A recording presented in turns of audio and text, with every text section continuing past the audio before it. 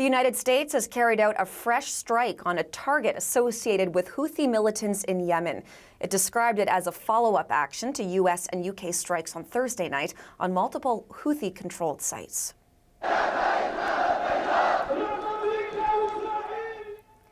This was the scene yesterday in Yemen's capital in response to those initial strikes. This latest U.S. military action comes after the Iran-backed Houthis warned they would carry out further attacks on ships in the Red Sea.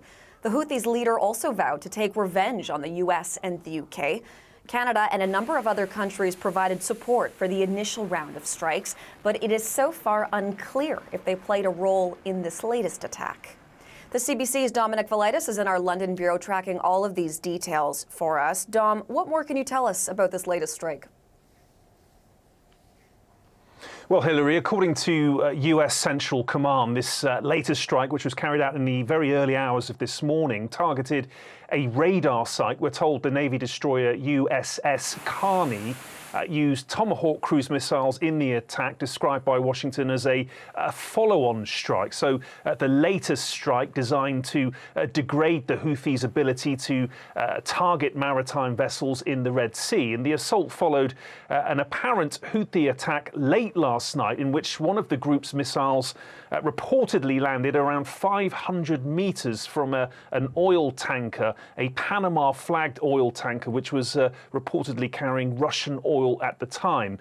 So far, Hilary, there's been no confirmation from the US as to the location of this radar site, which was targeted by its cruise missiles, although Yemeni media is reporting today that an area near an airbase in the capital Sana'a was hit. It, of course, comes after Friday's strikes by America and the UK, in which some 60 Houthi targets at 28 sites across the country were hit. But this morning, a spokesperson for the Houthis described those strikes and this morning's ones as ineffective, that no injuries or material damage were caused as a result. And once again, Hilary, following US President Joe Biden's warning yesterday he could order more strikes against the Houthis, the group has vowed to retaliate, promising a strong and effective response to the latest strikes. Hilary. Dom, of course, there have been worries now for weeks that there could be a widening Middle East conflict here. Now we have these strikes. Now we have, of course, the direct involvement of Western forces. So where do things stand there?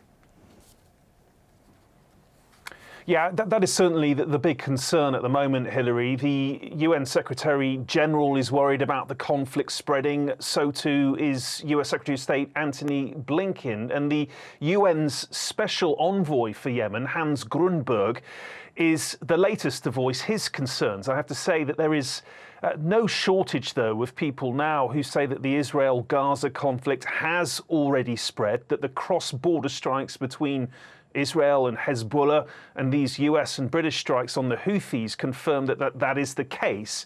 When it comes to Yemen and the Houthis specifically, though, some analysts here are saying that escalation is likely in the coming weeks, that with the Houthis vowing retaliation, their credibility is now at stake if they don't make good on that threat. And I should add as well, Hilary, that there are those who are even questioning the effectiveness of these strikes by the American and British militaries. They point to the fact that for 7 years or so, the Houthis were bombarded by the Saudis, and that those strikes did little to stop the group firing missiles into Saudi territory. That only really came to an end through negotiation and not through military action. Hilary. Okay. Dom, as always, thank you for this. Dominic Velitis for us in London.